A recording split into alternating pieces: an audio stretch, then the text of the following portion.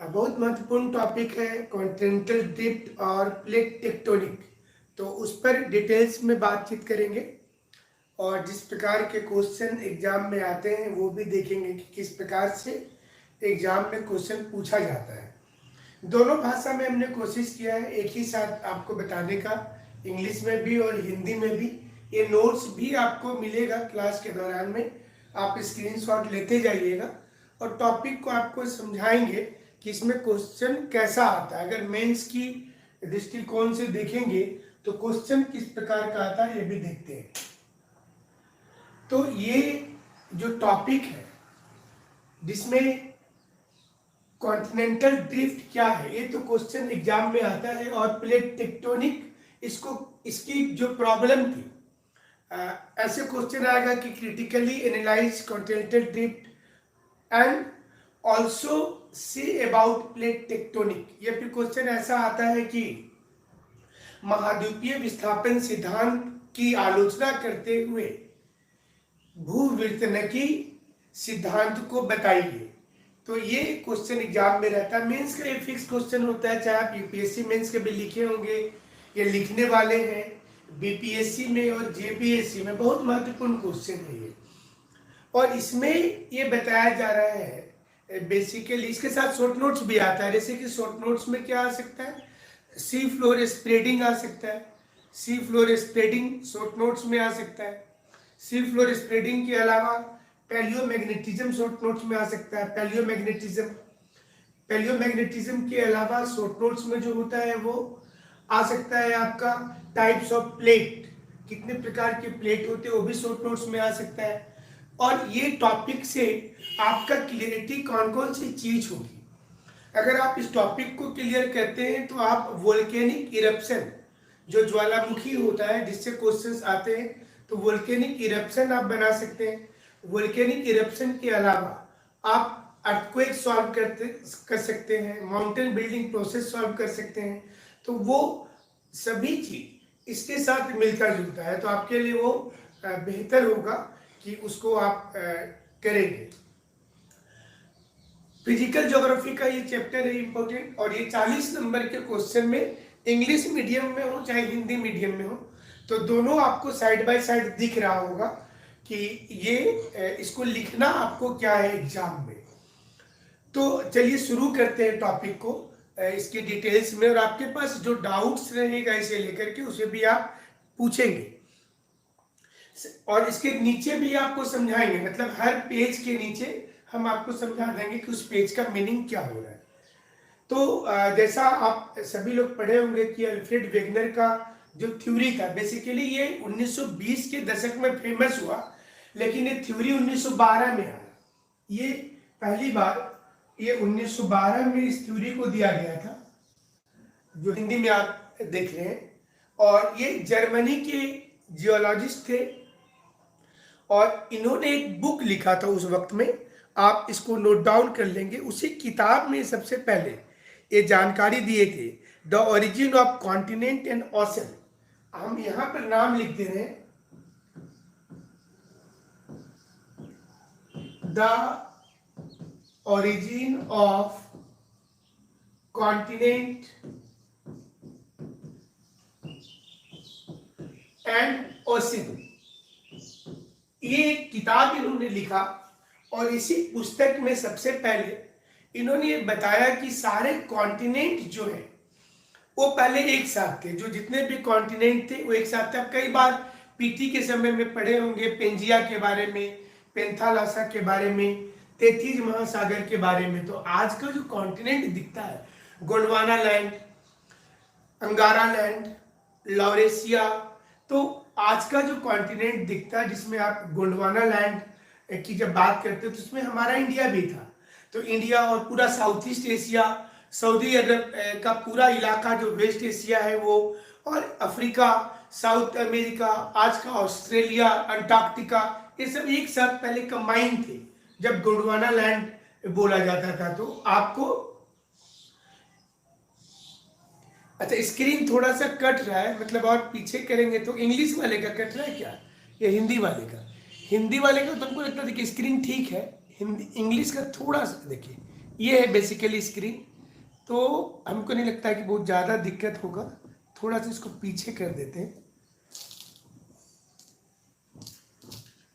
अभी ठीक है, अभी ठीक है। हम दोनों भाषा में जो अलग अलग दिया हुआ उसको समझाएंगे आपको, तो इसलिए हमने दोनों का कोशिश किया है कि आपको दोनों मीडियम वाले को फायदा हो।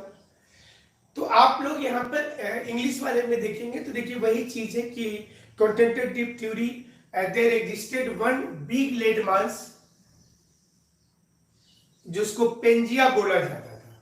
तो आप हिंदी वाले भी इसमें ऐड कर सकते हैं, इसको पेंजिया बोला जाता था। विच was covered by one big ocean जिसको पेंथालासा बोला जाता था। कुछ पॉइंट्स इंग्लिश में एक्स्ट्रा आएंगे, कुछ हिंदी में एक्स्ट्रा आएंगे, तो आप लोग फिर एक्स्ट्रा भी उसमें जोड़ लीजिएगा। घर में अगर आप प्रिपरेशन कर रहे हैं तो वो साथ में जोड़ लीजिएगा। और एक सी बना जहां पर आज हिमालय है हम लोगों का, वो 33 सी, और ये पेंजिया को दो भाग में बांट दिया। तो थोड़ा सा इसको ऊपर ले लेते हैं बोर्ड को।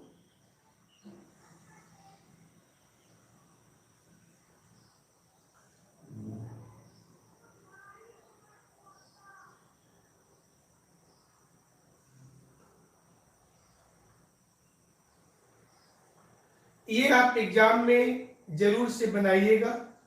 ये जो मैप आपके सामने अभी आया है, इसको ये आप ड्रॉ करेंगे परीक्षा में। अभी चलिए दोनों भाषा को अभी मिला करके बताते हैं तो दिक्कत नहीं होगा।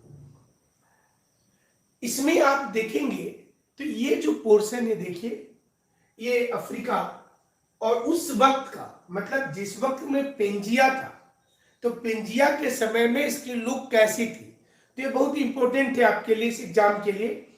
तो ये आप देखेंगे यहाँ पे, देखिए ये अफ्रीका है और ये है साउथ अमेरिका। तो पहले जो साउथ अमेरिका था वो कैसा था, और आज आप देखेंगे रिसेंट में तो देखिएगा कि ये पोर्शन जो है ये सीधा हुआ है, ये धीरे धीरे ऐसे कर्व करके और ऐसे जाता गया। तो ये बीच में ये वाला इलाका में यहाँ पर अटलांटिक महासागर तैयार हुआ। देखिए इस जगह पर यहाँ पर अटलांटिक महासागर तैयार हुआ है। ये तकरीबन हम आपको बता रहे 250 मिलियन ईयर पहले, 250 मिलियन ईयर पहले ये ब्लॉक एक साथ था। 250 मिलियन ईयर पहले ये ब्लॉक एक साथ था।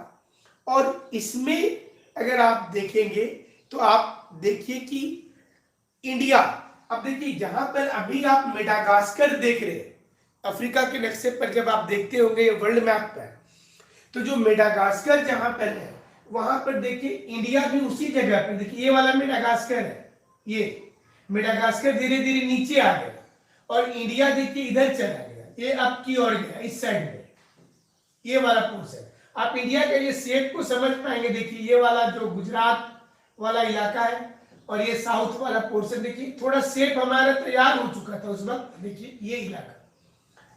और आज थोड़ा जो इंडिया देख रहे हैं, देखिए वो प्रेजेंट का, और हम आपसे बात कर रहे हैं 250 मिलियन ईयर पहले का। और ये अंटार्कटिका, अभी तो अंटार्कटिका नीचे चला गया, मतलब अंटार्कटिका भी साउथ अमेरिका के साथ टूट करके इस साइड आया था। उसके बाद ऑस्ट्रेलिया, देखिए ये इंडिया के साथ में पहले ईस्ट की ओर गया और फिर नीचे चला गया ऑस्ट्रेलिया। इस ब्लॉक में यहाँ पर आपको ये गोंडवाना लैंड अगर आप देखते हैं, गोंडवाना लैंड के सारे चीज एक साथ है। और ये इसके सेकेंड ब्लॉक जो था उसमें नॉर्थ अमेरिका, रसिया, आज का रूस और कनाडा, वो एक, और यूरोपियन कंट्री जितने हैं वो सारे एक साथ थे। आज का जो रसिया है वो भी एक साथ था। इसके लिए जो कॉन्टिनेंटल ड्रिफ्ट जो सिद्धांत है, हाइपोथेसिस बोलेंगे, मतलब वो चीज सही बता रहा था, सिर्फ सिद्ध नहीं किया गया अल्फ्रेड वेगनर के द्वारा। दो लोगों ने इस सिद्धांत को दिया है, एक अल्फ्रेड वेगनर ने दिया है और एक अल्फ्रेड वेगनर जर्मनी के थे, और एक एफ.बी. टेलर, ये अमेरिका के थे, एफ.बी. टेलर, ये दोनों लोगों ने दिया है।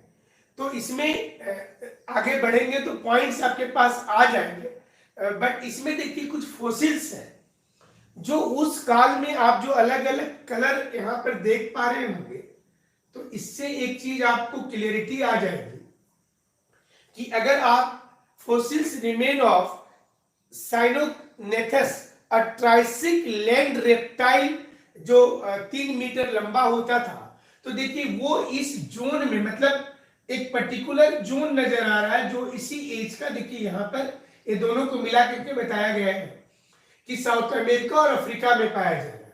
इसी प्रकार से अगर आप फोसिल्स ऑफ फर्न ग्लोसोपेक्ट्रिस अगर देखेंगे, ये वाला, इस ब्लॉक को देखिए, तो ये जो फोसिल्स था, ये देखिए ये वाला रंग देखिए हरा वाला, मतलब ये ऑस्ट्रेलिया में भी मिल रहा है उसी काल का, अंटार्कटिका में भी है देखिए उसी काल का, और पूरी साउथ अमेरिका में गोंडवाना लैंड का जो जहां जहां पर था वहां एक ही काल का मिल रहा है। इसी प्रकार से फ्रेश वाटर रेप्टाइल्स मेसोसॉरस, ये जो साउथ अमेरिका और देखिए एक जगह पर यहां से जहां से टूटा है, जो साउथ अमेरिका का सबसे दक्षिणी भाग है अर्जेंटीना वर्तमान में, और वहां पर अगर देखेंगे तो साउथ अफ्रीका जो है, तो ये देखिए वहां पर इसी काल के पाए जा रहे हैं।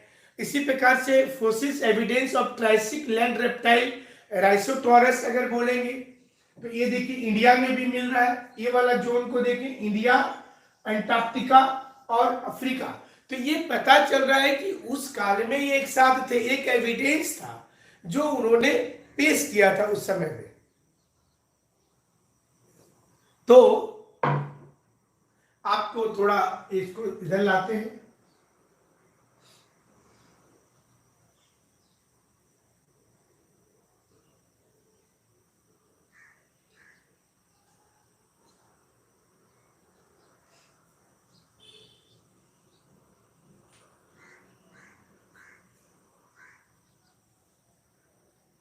अब देखिए यहां पर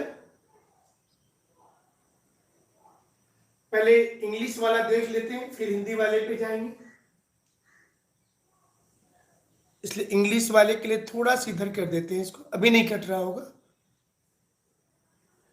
तो आप देखिए called Pangaea which was covered by one big ocean called Panthalassa, एक सी था दोनों के बीच में जहां पर आज हिमालय है, तेथीज महासागर, और जो लॉरेशिया लैंडमास, एक जो लॉरेशिया जिसको बोल रहे ऊपर वाला पार्ट, ये जो मैप आपको दिख रहा है वो गोंडवाना लैंड वाला है। और ये क्वेश्चन ठीक है, विवेक कुमार का जो क्वेश्चन देख रहे ठीक है, तो अभी हम बताएंगे आपको, ठीक है, क्यों टूट गया। ये तो अल्फ्रेड वेगनर नहीं बता पाए ना, तब तो प्लेट टेक्टोनिक की सिद्धांत आई। आपको ये भी चीज को, चलिए आपने क्वेश्चन पूछ दिया तो थोड़ा बीच में बता ही देते हैं। कॉन्टिनेंटल ड्रिफ्ट थ्योरी, ये वाला जो आप अभी पढ़ना शुरू किए, कॉन्टिनेंटल ड्रिफ्ट प्लस प्लस लिखिएगा, प्लस सी फ्लोर स्प्रेडिंग, ये दो हुआ, और इसके साथ में तीसरा जोड़ लीजिएगा कन्वेक्शन करंट थ्योरी, ये तीन बराबर लिखिएगा प्लेट टेक्टोनिक। ये प्लेट टेक्टोनिक जो सिद्धांत है वो अकेला कोई सिद्धांत नहीं है, इसने तीन सिद्धांत को मिलाकर के कॉन्सेप्ट दे दिया। तो जो आप कॉन्टिनेंटल ड्रिफ्ट पढ़ना शुरू किए हैं, Alfred Wegener want to be able to explain the exact reason of continental drift, वो नहीं बता पाए। उन्होंने एविडेंस तो सही दिया, whatever evidence made by Alfred Wegener, those was right. जैसे आपने पृथ्वी सूर्य का चक्कर लगाती है, तो पहले तो लोग समझते थे सूर्य ही पृथ्वी का चक्कर लगाता है, लेकिन जिसने पहला बार सिद्ध किया कोपरनिकस ने, वो सिद्धांत कहलाया। और पहले जो लोग बोलते थे वो भी तो सही ही बोलते थे, लेकिन वो सिद्ध नहीं करते थे, तो उसको संकल्पना बोला गया। उसको बोला गया कि ये एक संकल्पना है। इसलिए जो कॉन्टिनेंटल ड्रिफ्ट हम लोग पढ़ रहे हैं, सी फ्लोर स्प्रेडिंग पढ़ रहे हैं, ये तमाम चीजों को आप समझ पाएंगे, थोड़ा सा हमको बताने देंगे, फिर लास्ट में पूछेंगे। जो आपके पास में डाउट आ रहा है क्वेश्चन का, वो डाउट को आप संभाल करके रखेंगे और हमसे थोड़ा लास्ट में पूछेंगे, शुरू में नहीं, ठीक है? तो थोड़ा आराम रहेगा आपको भी समझने में, हमको भी। तो इसमें ये बोला जा रहा है कि जब वो कब टूटा, मेसोजोइक एरा में। देखिए ड्रिफ्ट स्टार्टेड, ड्रिफ्ट का मतलब होता है टूटना। तो 250 मिलियन ईयर में एक चीज हुआ जब एक साथ पेंजिया था, और 200 मिलियन ईयर में टूटना शुरू हो गया। 200 मिलियन ईयर पहले मेसोजोइक एरा। इसी काल में डायनासोर्स भी थे, ट्रायसिक, जरेसिक और जो क्रिटेशियस, 3 फेज होता है मेसोजोइक का।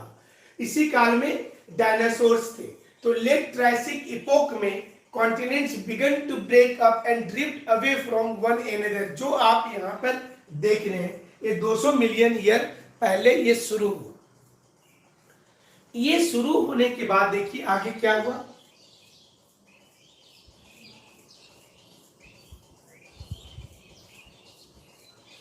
Forces behind the drift of continent according to Wegener. उन्होंने, देखिए वेगनर ने क्या बताया, वेगनर बता रहे हैं उसका फोर्स जो है, उन्होंने बताया रोटेशन। ये इनका एक क्रिटिसिज्म में लिखेंगे, देखिए यहां पे ले आते हैं इसको।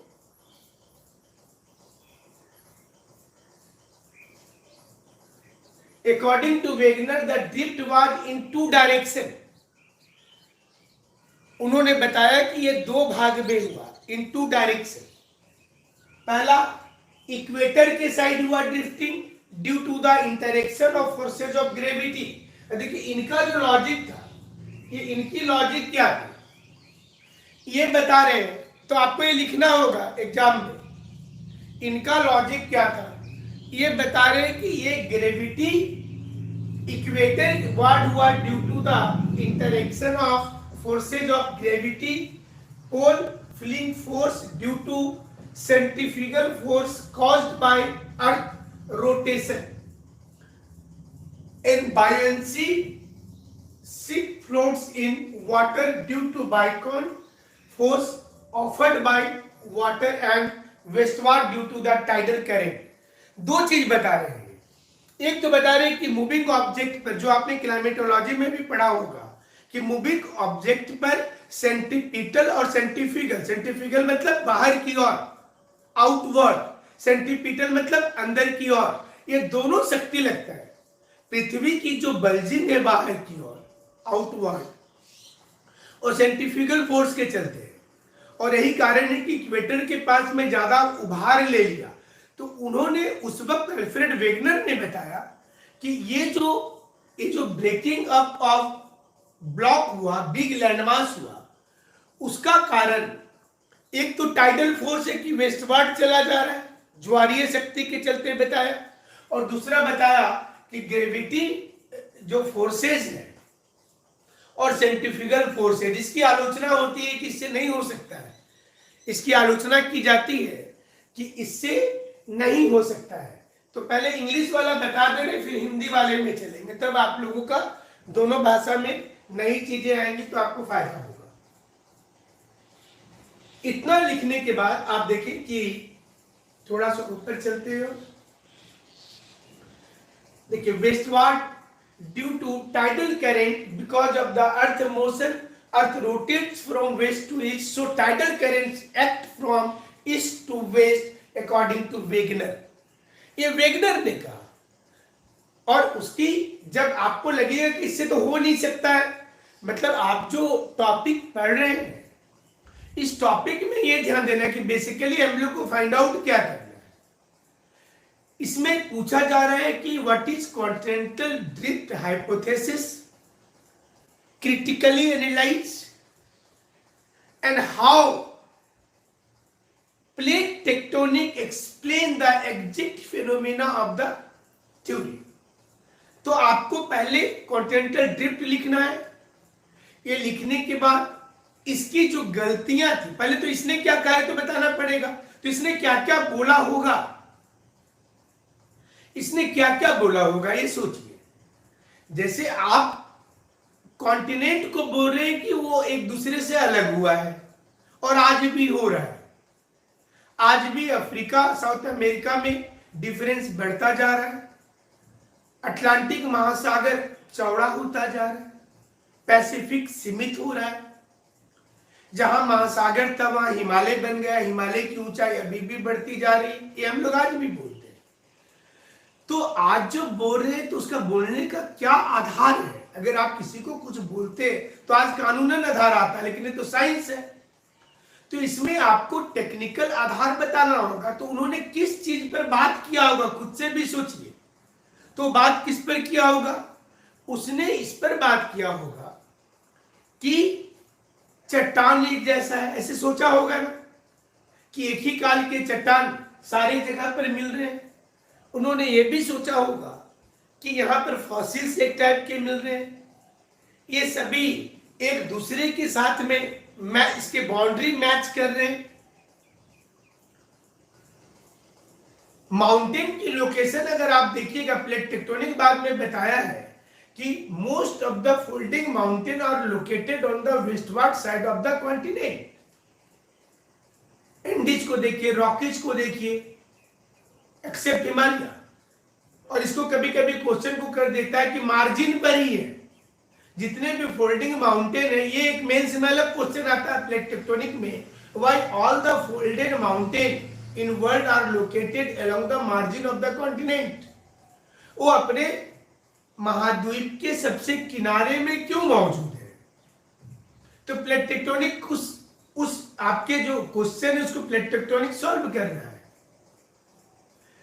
तो जो वेगनर ने सोचा होगा वो आप भी सोच सकते हैं कि अगर वो एक साथ था तो किन चीजों पर वो एविडेंस देंगे। तो हम बता देंगे, आप कौन कौन से एविडेंस पॉइंट वाइज अगर लिखना चाहते हैं तो आप लिख सकते हैं। एक तो उन्होंने बताया कि एविडेंस के पहले आप इसको थोड़ा सा कंप्लीट कर ले, फिर आपको बताएंगे।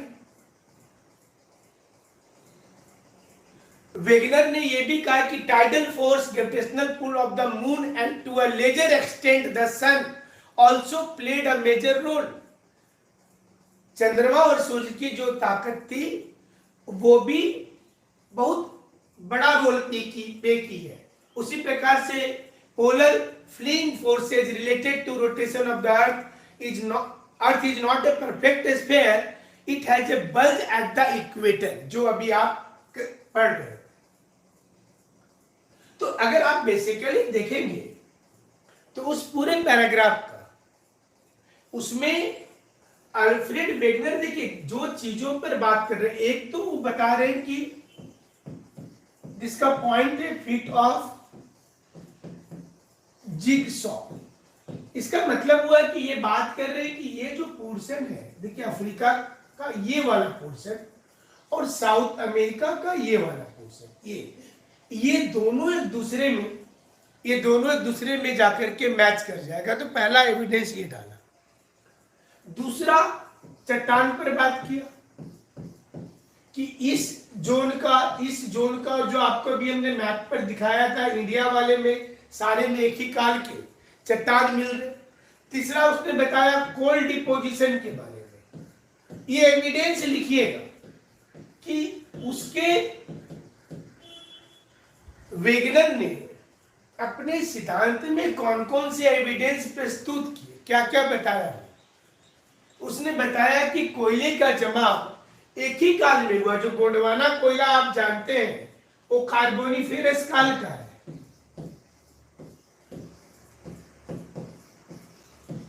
इस काल का कोयला है, कार्बोनिफेरस काल का कोयला। एक ही काल का कोयला सारे स्थान पर मिल रहा है, एक ही काल का। तो ये आप दिमाग में रखेंगे, कार्बोनिफेरस काल का कोयला।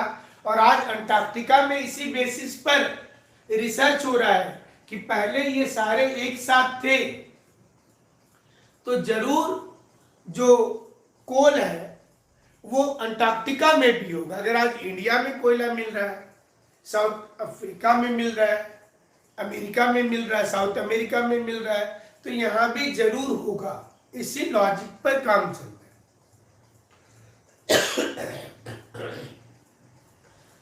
तो कार्बोनिफेरस काल का कोयला, ये भी एक पॉइंट आप लिखेंगे। इसके अलावा कुछ गोल्ड है जिसको प्लेसर डिपॉजिट बोलते हैं नदी के किनारे, ये घाना जो है यहाँ अफ्रीका में घाना और प्लस साउथ अमेरिका में ब्राजील, ये दो जगह पर एक जैसा गोल्ड मतलब सोना, एक जैसा सोना एक ही प्रकार से जमा है, वो चट्टान इसमें मिल रहा है। इसके अलावा ग्लेशियर एज के बारे में जानकारी मिल रही है। ग्लेशियर मतलब कि पर माउंटेन में या मैदानी भाग में इस प्रकार से बड़े बड़े स्ट्रेसेंस बोलते हैं, मतलब ऐसी लाइनिंग, ऐसा एक बड़ा पत्थर से स्ट्रेट लाइन, जैसे आप बचपन में एक कोई कार में खींच देते हैं लाइन या मिट्टी में लाइन खींच देते हैं, तो एक स्ट्रेट लाइन जाना ये ग्लेशियर से पॉसिबल होता है कि ग्लेशियर में बड़े बोल्डर फंस जाते हैं। और जब ग्लेशियर का मूवमेंट होता है हिमनद का, तो वो क्या करता है, वो चट्टानों के द्वारा पृथ्वी पर एक स्ट्रेसेस, एक लंबी लाइन, एक चिन्ह छोड़ता हुआ जाता है। तो ये भी सारे कॉन्टिनेंट पर ग्लेशियर साइन मिल रहे हैं। तो ये भी एक एविडेंस उन्होंने दिया, अल्फ्रेड वेगनर ने दिया कि ये भी एक एविडेंस है। इसके अलावा चट्टान के अलावा फॉसिल्स के बारे में बताया, तो ये सारे एविडेंस को इसमें बताया गया है।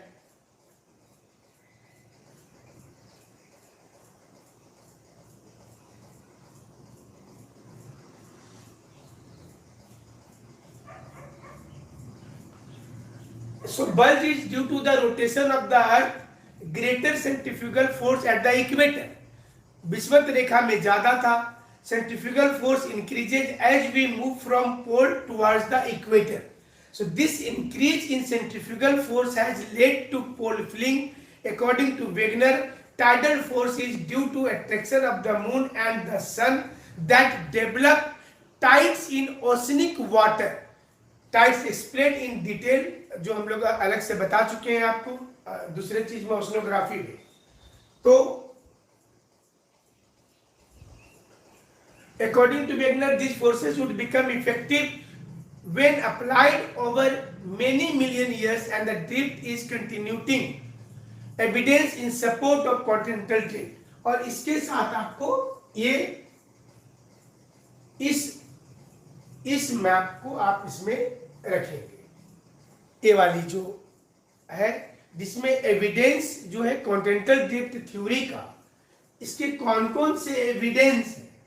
तो अगर आप देखिए सारे एविडेंस हमने एक साथ, ये हुआ एक फ्लो चार्ट जिसको आप एग्जाम में इस प्रकार से प्रेजेंटेशन कर सकते हैं कि rocks of same age across the ocean, apparent affinity of physical features, botanical evidence, जिसमें आपको जो फर्स्ट फिगर में था, इसमें आप यहाँ पर बॉटनिकल एविडेंस जो होगा तो इसमें आप जो अलग अलग ट्राइसिक काल के बॉटनिकल एविडेंस उस मैप में दिखाया गया था, वो यहाँ पर आप लिखेंगे। प्लेसर डिपॉजिट में आप यहाँ पर अभी जो आपको बताए कि घाना के रॉक और ब्राजील के रॉक, वो प्लेसर डिपॉजिट में लिखेंगे। टिलाइट डिपॉजिट, टिलाइट जो होता है एक ग्लेशियर जब कहीं पर क्लाइमेट चेंज हो गया तो ग्लेशियर वहां पर रिवर का रूप हो जाएगी, और ग्लेशियर के छोड़े हुए जो मिट्टी, बालू, कंकड़, पत्थर, उसके साथ मिलकर के कोई चट्टान अगर बन जाता है तो उसको टिलाइट बोलते हैं। So tillite is one kind of rock formed by glacier, मतलब ग्लेशियर के जो इरोजन होता है और फिर डिपोजिशन होता है, तो ग्लेशियर के डिपोजिशन से जो डिपॉजिट हो रहा वो टिलाइट है। तो टिलाइट जो मिल रहा है, आप यहाँ पर फिर इसके आगे में टिलाइट को डिफाइन कर दीजिएगा। तो ये एक फ्लो चार्ट कंप्लीट हो जाएगा। बॉटनिकल एविडेंस डालिए, प्लेसर डिपॉजिट, इसमें गोल्ड के बारे में बताना है आपको। टिलाइट में आपको बताना है कि ग्लेशियर के डिपोजिशन वाले चट्टान है, ये एक ऐसा चट्टान है जिसमें क्ले से लेकर के बोल्डर तक सारा कुछ एक साथ होता है। और ये आगे चल करके जो ग्लेशियर के द्वारा बनाया गया मैदान भी होता है, उसको लेमन बोलते हैं। तो आप साथ में जोड़ लेंगे, लेमन ग्रास नहीं, ये लेमन मैदान होता है, लेमन मैदान।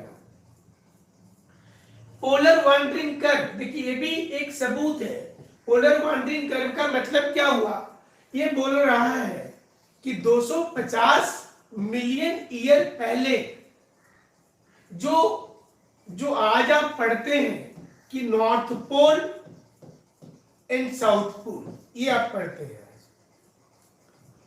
तो ये जो नॉर्थ पोल और साउथ पोल है, ये 250 मिलियन ईयर पहले कहां था, फिर 200 मिलियन ईयर पहले कहां आया, और धीरे धीरे 150 मिलियन ईयर पहले कहां गया। तो ये जो स्टडी करेंगे पूरे वर्ल्ड के मैप पर, उसको बोला जाता है पोलर वांडरिंग कर्व। ये पोलर, अभी लाइट में प्रॉब्लम, अभी भी है लाइट में प्रॉब्लम।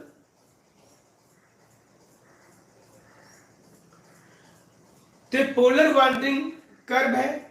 और डिस्ट्रीब्यूशन ऑफ फॉसिल्स, यहां पर आपको जो अभी आपको पहले वाला मैप बताए थे वो यहां पर जोड़ दीजिएगा सारा फॉसिल्स को। इसमें रॉक का जो बताए थे इग्नियस और मेटामॉर्फिक का, वो यहां जोड़ दीजिएगा। तो इससे क्या होगा कि आपका ये चार्ट कंप्लीट होगा और इसमें टीचर थोड़ा सा अट्रैक्ट होता है, तो ये फायदा आपको होगा।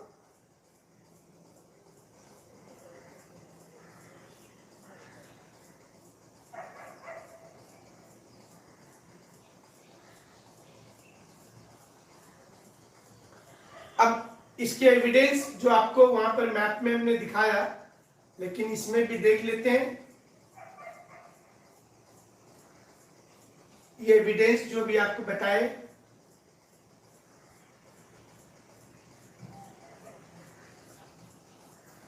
The bulge of Brazil South America seems to fit into Gulf of Guinea, जो अफ्रीका के पास है। Greenland seems to fit in well with Ellesmere and Baffin island of Canada.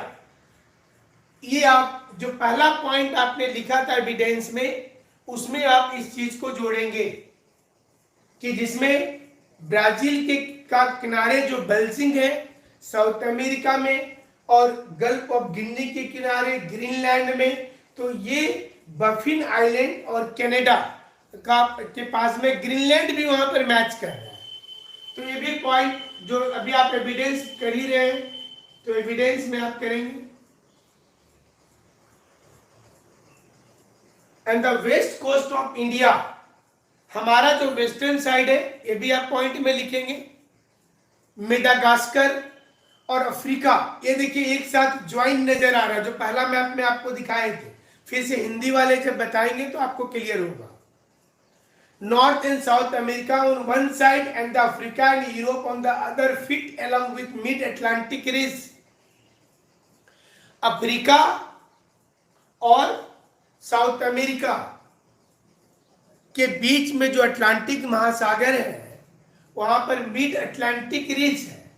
तो मिड अटलांटिक रिज में भी ये फिट हो जाएगा अगर उसको पूरा पुश करेंगे तो। The Caledonian and Hercynian period, जो माउंटेन है यूरोप का, और Appalachian of USA seems to one continuous series. Europe का हर्सिनियन पीरियड का माउंटेन, और अमेरिका में आप पढ़े होंगे अप्लेसियन माउंटेन, जहां पर कोयला पाया जाता है, एक ही काल के हैं। अब इसके क्रिटिसिज्म, आपको जब क्रिटिकली एनालाइज करने बोलेगा तो थ्योरी का criticism, coastlines are a temporary feature and are liable to change, वो आज भी चेंज हो सकता है।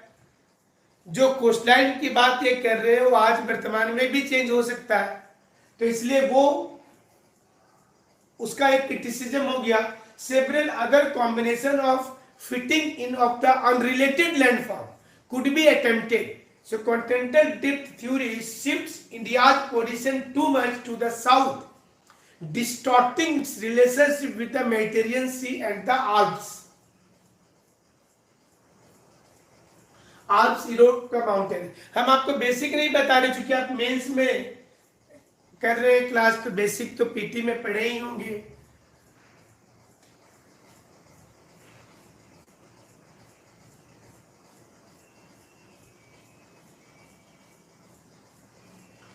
तो इसमें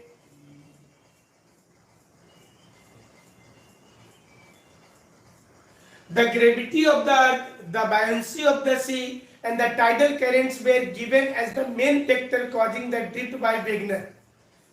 जिसका criticism क्या है? This is illogical because of for these factors to be able to cause a drift of such a magnitude, they will have to be millions of times stronger. Polar wandering, shifting of pole, the position of the pole constantly drifted due to plate tectonic. तो ये भी evidence उनका गलत निकल गया।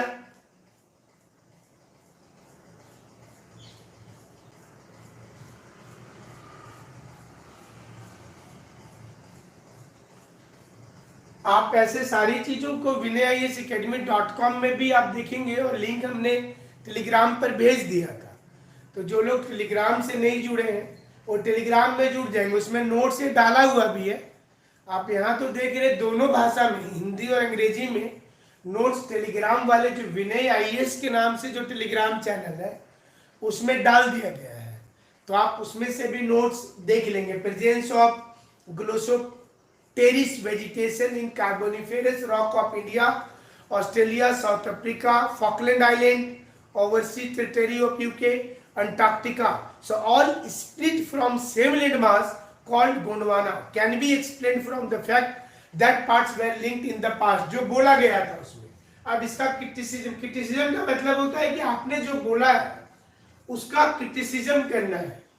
So similar vegetation is found in unrelated parts of the world like Afghanistan, Iran and Siberia. तो इसके लिए कोई लॉजिक नहीं आ पाया उनका, उन्होंने जो चीज बताया, लेकिन जो दूसरी चीज थी उसमें उनकी लॉजिक नहीं आ पाई, तो ये भी क्रिटिसिज्म आपको करना है। इसके बाद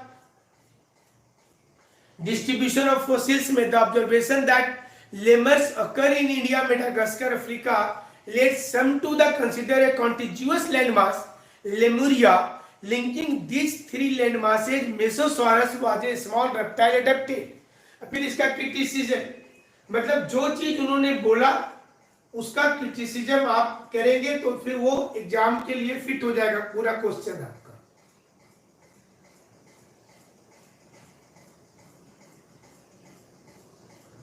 देखिए यहाँ पर क्या है कि skeletons of these are found only in South Africa and Brazil. The two localities presently are 4,800 kilometers apart with an ocean in between them. So the belt of ancient rocks of 2,000 million years from Brazil coast matches with those from Western Africa.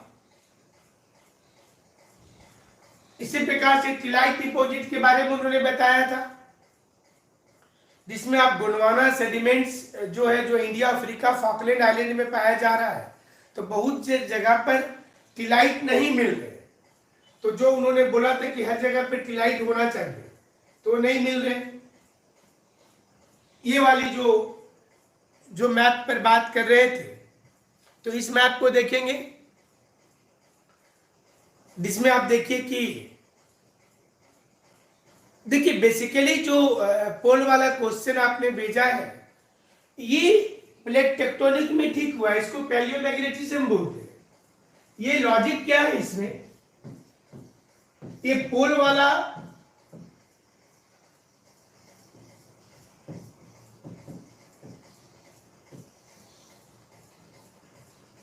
ये पूरा चुंबक तो ये होता क्या है कि आज भी अगर आप लोहा को कहीं पर भी लटका करके घुमा के छोड़ देंगे तो नॉर्थ साउथ में होगा। तो नॉर्थ साउथ में क्यों होगा, क्योंकि आज जो हमारा पोल है, जो ये जो 90 डिग्री है, इससे 11 डिग्री इंक्लिनेशन पर मैग्नेटिक पोल होता है।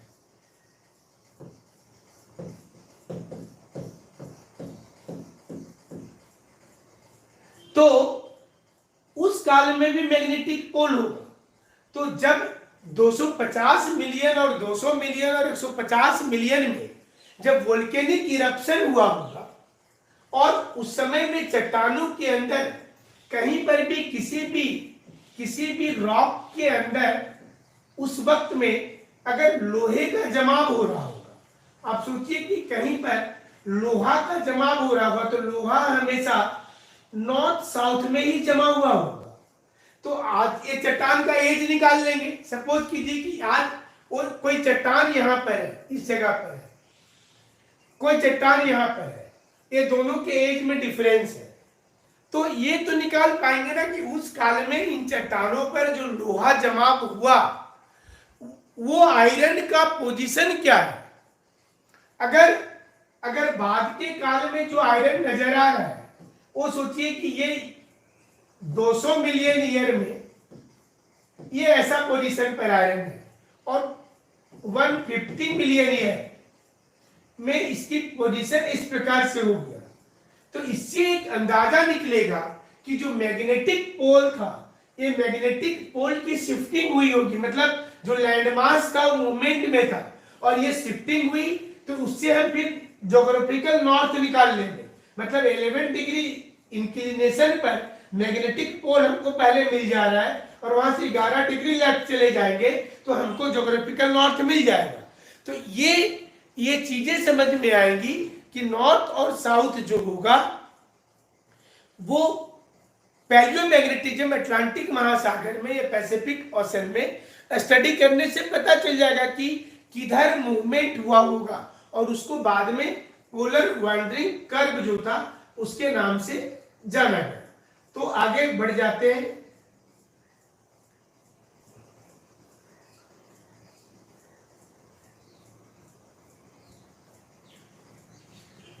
Placer deposit of gold are found on the Ghana coast, West Africa, but the source gold-bearing veins are in Brazil, and it is obvious that the gold deposit of Ghana are derived from the Brazil plateau when the two continents lay side by side.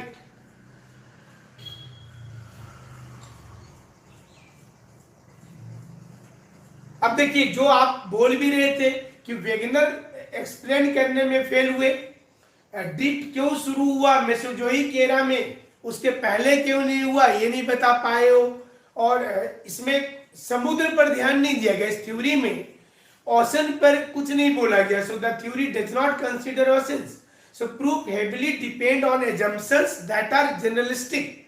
एक assumptions किया गया, अनुमान लगाया गया।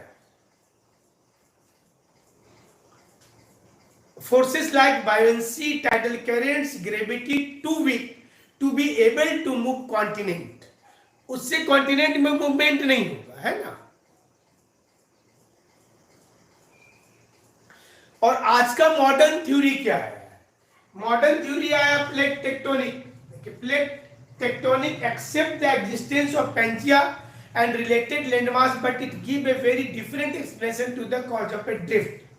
यहां तक अगर आपके क्लियर हो गया है तो हिंदी वाले में थोड़ा सा आ जाते हैं जल्दी से, फिर प्लेट टेक्टोनिक पर चलेंगे, क्योंकि जो हिंदी मीडियम वाले हैं तो उनके लिए भी थोड़ा देख लेते हैं जल्दी।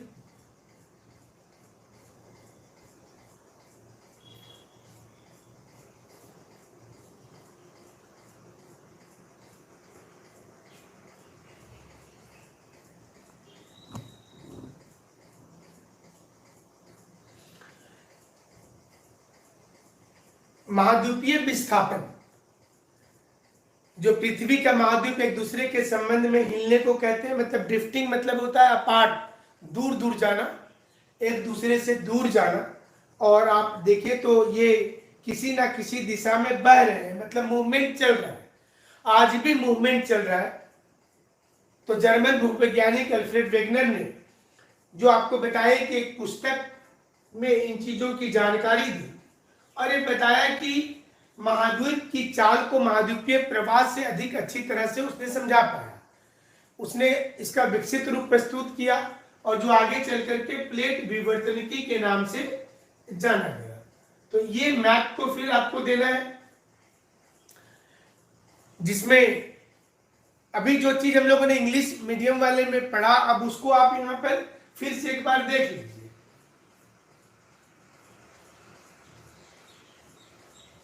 कि जो फोसिल्स हैं वो किस ओर में मूवमेंट कर रहे हैं।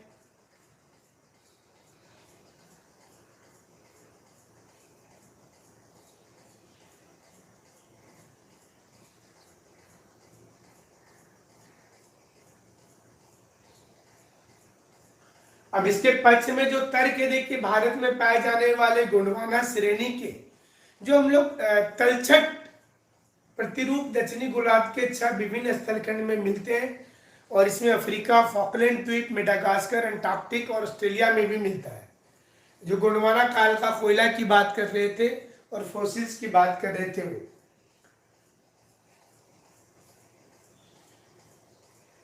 महाद्वीपों में दक्षिणी अमेरिका और अफ्रीका के आमने सामने की तटरेखा त्रुटि रहित साम्य दिखती है। वो दोनों में देखिएगा एक जैसा दिखाई देता है। महासागर के पार की चट्टान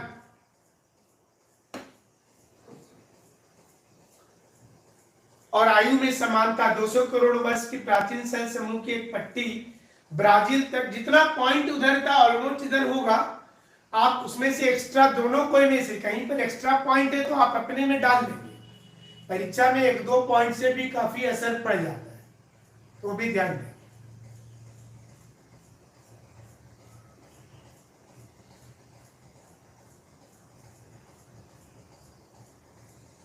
दो 200 करोड़ वर्ष प्राचीन शैल समूह की एक पट्टी ब्राजील तट और पश्चिमी अफ्रीका के तट पर मिलती है, जो आपस में मेल खाती है।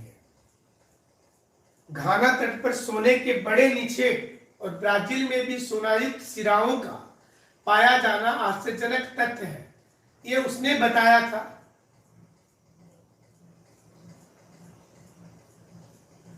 जीवाश्म का वितरण, जीवाश्म के वितरण में आप मेसोसोरस के बारे में, छोटे रेंगने वाले जीव केवल उथले खारे पानी में रह सकते थे। इनकी अस्थियां केवल दक्षिणी अफ्रीका के दक्षिणी केप प्रांत और ब्राजील में इरावल रॉक जो होता है वहां का, उसमें पाया जाता है। दोनों स्थान पर एक दूसरे से 4800 किलोमीटर दूर है। महाद्वीपीय विस्थापन सिद्धांत का समर्थन करने के लिए अल्फ्रेड वेगनर द्वारा दिए गए प्रमुख साक्ष्य, एक टेलीग्राम चैनल पर हमने इसके अलावा भी एक हिंदी में अलग से नोट्स है। ये इंग्लिश वाले का हिंदी है तो एक ही जैसा है। इंग्लिश में जो हमने आपको बताया ये उसका हिंदी है, तो ज्यादा आपको दिक्कत नहीं होगा। जिगसॉ फिट दक्षिण अमेरिका, और हमारा जो टेलीग्राम में जो लोग नहीं जुड़े हैं वो जुड़ जाइएगा, तो उसमें आपको हिंदी में भी एक अलग नोट्स मिलेगा। ये इंग्लिश का इक्विवेलेंट हिंदी है।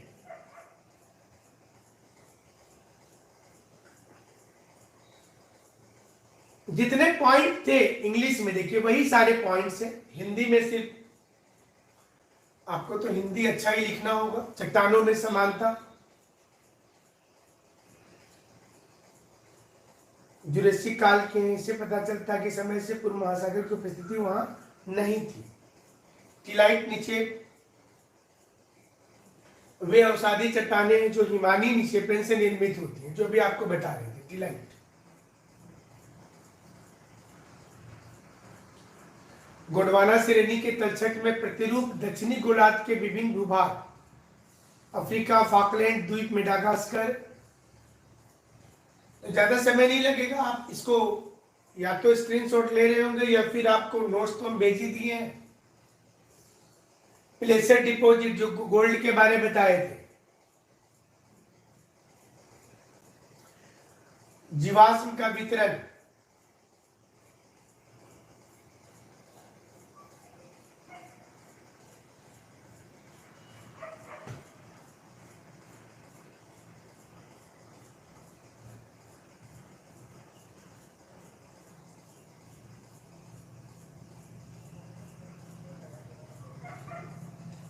जो चीजें भी समझा रहे थे। देखिए कोयला के बारे में बोला गया, कार्बोनिफेरस सेल में क्लोस्ट्रोप्टेरिस वनस्पति की उपस्थिति, ये आप वो बोटेनिकल वाला जो बताए थे एविडेंस, उसमें आप ये पॉइंट को फ्लो चार्ट में डाल देंगे।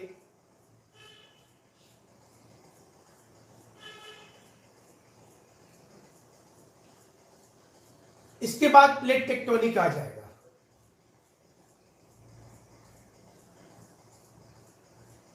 अगर ये क्लियर हो गया है, कॉन्टिनेंटल ड्रिफ्ट में जो लिखना था वो क्लियर है आप लोगों का? तो प्लेट टेक्टोनिक सेपरेट बता देंगे।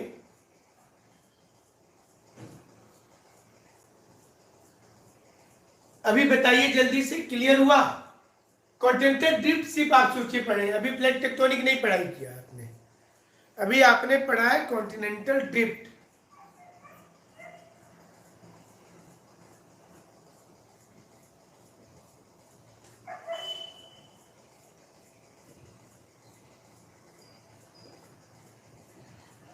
तो आज कॉन्टिनेंटल ड्रिफ्ट ही करते हैं, कल प्लेट टेक्टोनिक करेंगे। आप घर में तब तक नोट्स भी बना लेंगे, और ये टेलीग्राम में दिया हुआ है डिटेल्स में, उसको देख लीजिएगा।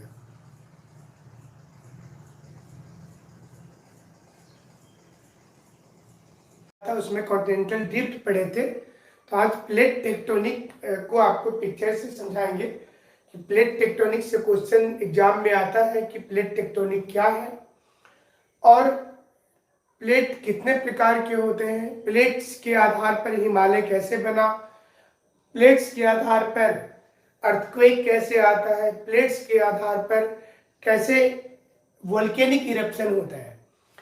कॉन्टिनेंटल ड्रिफ्ट थ्योरी हमने लास्ट क्लास में आपको बताया था।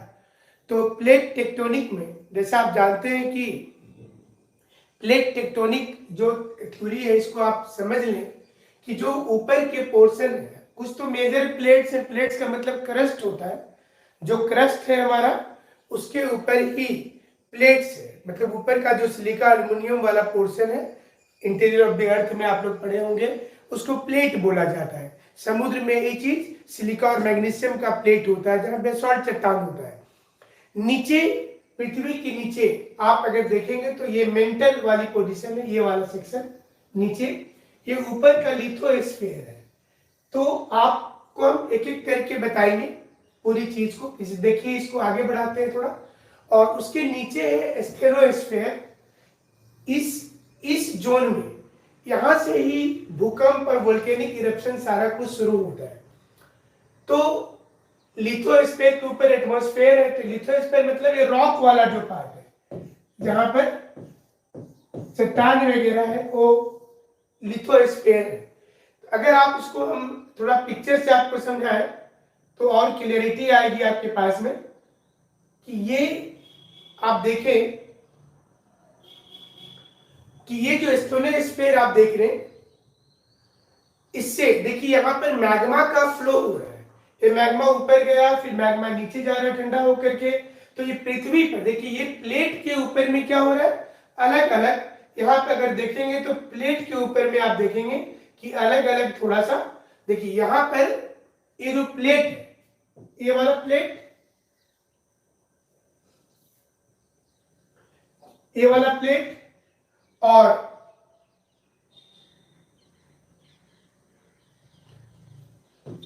ये वाला प्लेट और ये वाला प्लेट, देखिए तो यहां पर जब मैग्मा की मूवमेंट हो रही है, तो नीचे से स्टेनोस्फीयर में मैग्मा जिधर जा रहा है वो अलग अलग प्लेट को टक्कर करा सकता है। ऐसे सोचिए कि 15-20 अलग अलग मतलब कॉन्टिनेंट के प्लेट है। कोई समुद्र के नीचे वाला प्लेट, कोई आइलैंड के नीचे वाला प्लेट, कोई कॉन्टिनेंट के ऊपर वाला प्लेट। तो वो मूवमेंट कर रहा है, किसके चलते कर रहा है, तो मैग्मा के चलते कर रहा है। जो यहाँ पर आप देख रहे कि मैग्मा के चलते प्लेट मूवमेंट कर रहा है। मूवमेंट करने के दौरान में ये एक दूसरे से नौबत ऐसी आती है कि एक दूसरे से टकरा सकते हैं। जैसे आप यहाँ पर देखिए कि स्टेनोस्फीयर से जब प्लेट, देखिए यहाँ पर सबडक्शन हो रहा है, ये जो मूवमेंट हो रहा है, तो देखिए प्लेट नीचे चला गया, मतलब यहाँ पर फोर्स जो आया। थोड़ा सा इसको रोकते हैं पिक्चर को, तो आपको ज्यादा क्लियर हो पाएगा। देखिए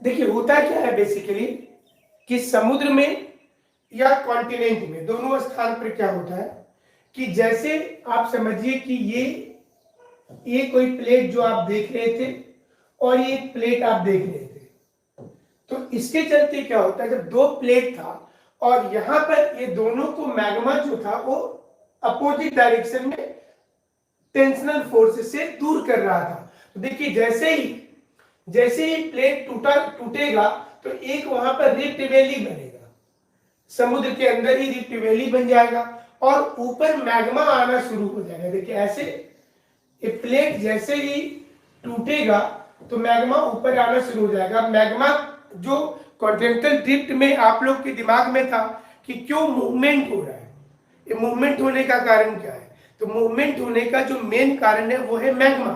पृथ्वी के अंदर का जो मैग्मा है वो मूवमेंट कर रहा है। एक चीज आपको यहाँ पर और देखने को मिलेगा, आप इससे तब समझ पाएंगे कि जब मैग्मा की मूवमेंट हो रही है तो देखिए कि वहां पर दो अपोजिट डायरेक्शन में प्लेट, देखिए एक प्लेट इधर जा रहा है, एक प्लेट इस साइड जा रहा है इधर, तो जो मैग्मा है वो ऊपर आएगा ऑटोमेटिक। पृथ्वी 35 किलोमीटर जो मोटी पृथ्वी है वो पृथ्वी टूट रही है, तो जैसे ही पृथ्वी टूटेगा तो उससे क्या होगा, धीरे धीरे देखिए स्टेनोस्फेयर से कॉन्टिनेंटल लिथोस्फेयर क्या होगा, टूटने के बाद मैग्मा ऊपर आना शुरू हो जाएगा। तो प्लेट को समझने के लिए आप एक चीज को और समझेंगे, ये जो शुरू में आपको बताया गया था, देखिए इस पिक्चर को देखिए, जो कॉन्टिनेंटल ड्रिफ्ट में जो चीज को आप जाने थे, अब जो लास्ट में भी आपको दिखाए थे, तो देखिए ये एक्चुअली में इस प्रकार से ये था, ये पूरा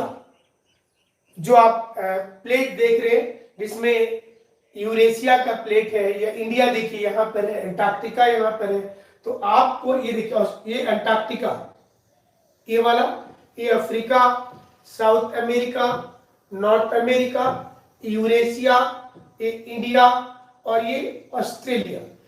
अगर कॉन्टिनेंट्स के प्लेट देखें तो देखिए इस प्रकार से कॉन्टिनेंट के प्लेस है। अब आप देखिए इसी चीज को एक दूसरा पिक्चर यहां पर है जो हमने कॉन्टिनेंटल ड्रिफ्ट में भी आपको दिखाया था। ये देखिए 250 मिलियन ईयर, 250 मिलियन ईयर पहले पेंजिया जो था, जो मोस्ट रिसेंट सुपर कॉन्टिनेंट था, तो उसमें ये पोजीशन थी, इस प्रकार से एजेंबल्ड था, और ये वाला पोर्शन आप देखिए तो कुछ डिफरेंस आपको नजर आ जाएगा। अब यहां पर एक चीज आप और समझिएगा कि ये अलग क्यों हुआ होगा, तो मैग्मा के चलते। मैग्मा में आपको कॉमन रूप से 3-4 चीज ध्यान रखिए। पहला, एक दूसरे से जब अलग होते हैं तो उसको बोलते हैं डाइवर्जेंट, इंग्लिश में डाइवर्जेंट, एक दूसरे से अलग होना डाइवर्जेंट होता है। एक दूसरे से टकराना, देखिए दोनों सामने से आकर के टक्कर हुआ, उसको कन्वर्जेंट बोलते हैं। और ना तो टकराना और ना तो अलग होना, तो उसको न्यूट्रल बोलते हैं। आप बोलते हैं बहुत न्यूट्रल आदमी है, ये किधर से भी नहीं बोलता। तो डाइवर्जेंट का मतलब क्या बोल रहा है कि एक प्लेट इस साइड में जा रहा है और एक प्लेट इस साइड में जा रहा है, ऐसे। तो जहां जहां पर डाइवर्जेंट होगा, उस डाइवर्जेंट वाले पोर्शन पर क्या होगा कि मैग्मा ऊपर आएगा। जहां कहीं भी डाइवर्जेंट होगा मैग्मा ऊपर आएगा। डाइवर्जेंट मतलब मैग्मा अप आएगा, और अप आएगा तो यहां पर वो नया मैग्मा को, देखिए यहां पर नया प्लेट बनाएगा इस जगह पर। So if there is a divergent nature of plate, it means it is constructive plate. तो इसको कंस्ट्रक्टिव प्लेट बोलेंगे। प्लेट कंस्ट्रक्टिव, प्लेट भी 3 प्रकार के होते हैं। डाइवर्जेंट मतलब दोनों का अलग अलग होना। अगर प्लेट एक दूसरे से दूर जा रहा है, डाइवर्जेंट, तो मतलब वो कैसा होगा, वो कंस्ट्रक्टिव प्लेट होगा। और कन्वर्जेंट का मतलब वो टक्कर होना, मतलब एक प्लेट दूसरे प्लेट के ऐसे नीचे चला जाएगा। तो देखिए एक प्लेट का क्या होगा कि वो कंज्यूम करेगा, तो ये डिस्ट्रक्टिव हो जाएगा। डिस्ट्रक्टिव का मतलब नष्ट होना, विनाशात्मक, ये संरचनात्मक। और तीसरा ना ही दोनों एक दूसरे के पैरेलल मूवमेंट कर रहे हैं, किधर जा रहा है एक इधर आ रहा है, तो इसमें टूटने का और उठने का कोई खतरा है नहीं। जब वो कोई खतरा नहीं है तो क्या होगा, उस कंडीशन में ये प्लेट न्यूट्रल, जिसको कंजर्वेटिव प्लेट बोलते हैं, तो ये न्यूट्रल प्लेट होता है। ठीक है, यहां तक क्लियर है आप लोगों का? तो बताइए, यहां तक क्लियर है? तो फिर आगे बढ़ेंगे। अब देखिए, ये जो कॉन्टिनेंट 250 मिलियन ईयर का था, ये कॉन्टिनेंट जाहिर सी चीज है कि इसमें ये कॉन्टिनेंट देखिए यहां पर कैसे मूवमेंट हुआ। देखिए, नॉर्थ अमेरिका इस ओर में गया और अफ्रीका इधर गया, तो कॉन्टिनेंटल प्लेट और कॉन्टिनेंटल प्लेट बी, तो जिसमें अगर दोनों अगर अलग हो रहा है तो देखिए मैग्मा ऊपर आ रहा है, एक प्लेट को देखिए, एक इस प्लेट को देखिए, तो ये मैग्मा ऊपर आ रहा है, देखिए धीरे धीरे खिसक रहा है दोनों ओर में। आप देख सकते हैं, जब दोनों प्लेट देखिए खिसका तो क्या हुआ, मैग्मा ऊपर आया और यहां पर क्या बना, देखिए बेसॉल्ट। इस जगह पर देखिए, इस जगह पर देखिए बेसॉल्ट बन रहा है, और ये देखिए बेसॉल्ट के चट्टान इस प्रकार से बनना शुरू हो जाएंगे। अगर कहीं पर मैग्मा दोनों ओर खिसकेगा तो बेसॉल्ट इस प्रकार से बनेंगे। बेसॉल्ट के स्ट्रक्चर भी आपको ढेर सारे नजर आएंगे। थोड़ा सा हम इसको रोकते हैं। आपको बेसॉल्ट जब ऐसे वर्टिकल कहीं पर खड़ा हो जाए, बेसॉल्ट ऐसे कहीं पर बेसॉल्ट वर्टिकल हो जाए तो इसको डाइक बोला जाता है। ज्वालामुखी में एक चैप्टर आता है, तो ये डाइक होता है, ऐसे सीधा सीधी खड़ा हो जाना। अगर ऐसे पैरेलल कहीं पर मैग्मा सेट कर गया तो इसको सिल्स बोलते हैं, इसको सिल्स बोलते हैं। हमारे झारखंड में जिस प्रकार से पूरा इलाका में देखिए मैग्मा फैल गया, ऐसा ये पूरा फैल गया मैग्मा, तो इसको बोला जाता है batholith. These are the term.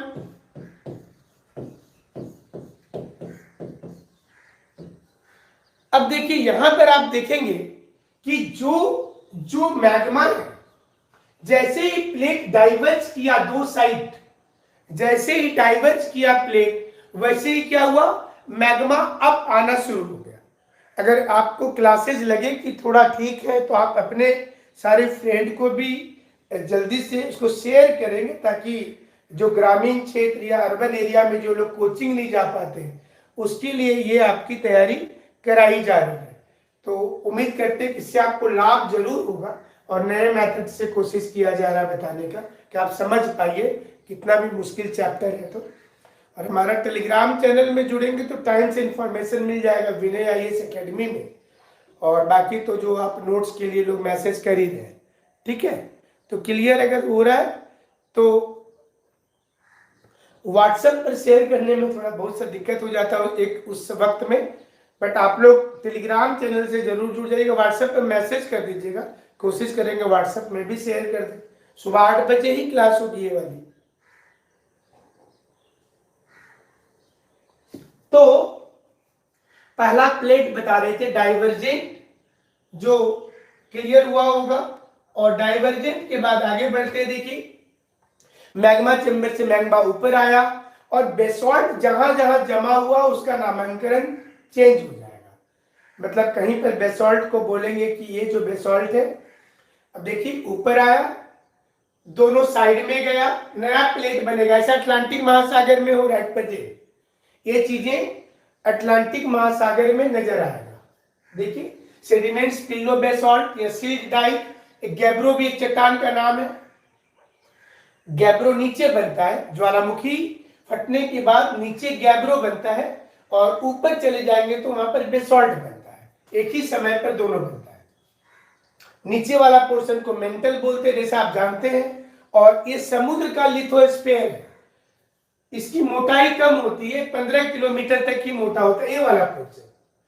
Atlantic महासागर में ये चीज हमेशा आपको दिखेगा कि टूट रहा है, और इसका कारण है कि देखिए एक साइड इधर जाना और एक साइड इधर जाना, दो दिशा में, जैसी दो दिशा में जाएगा ऊपर आना शुरू हो जाएगा, और यहां पर जैसे ऊपर आएगा तो लिथोस्फीयर बनेगा, जो आपको बताए कि थोड़ा ठंडा हो जाएगा वो।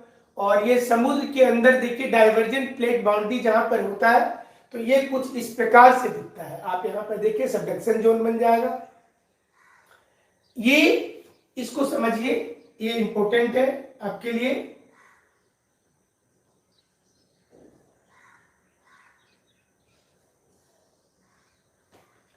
देखिए ये जो पोर्शन है कि सी फ्लोर स्प्रेडिंग, मतलब हेरी हेस नाम के विद्वान ने एक कॉन्सेप्ट दिया कि समुद्र का तल जो है वो चौड़ा होते जा रहा है, जो कॉन्टिनेंटल ड्रिफ्ट में भी बताया गया था अल्फ्रेड वेगनर के द्वारा, एफ.बी. टेलर के द्वारा, but they won't be able to explain the exact phenomena कि कैसे कैसे ये एग्जैक्ट प्रोसेस हो रहा है, ये उसमें नहीं बताया गया था।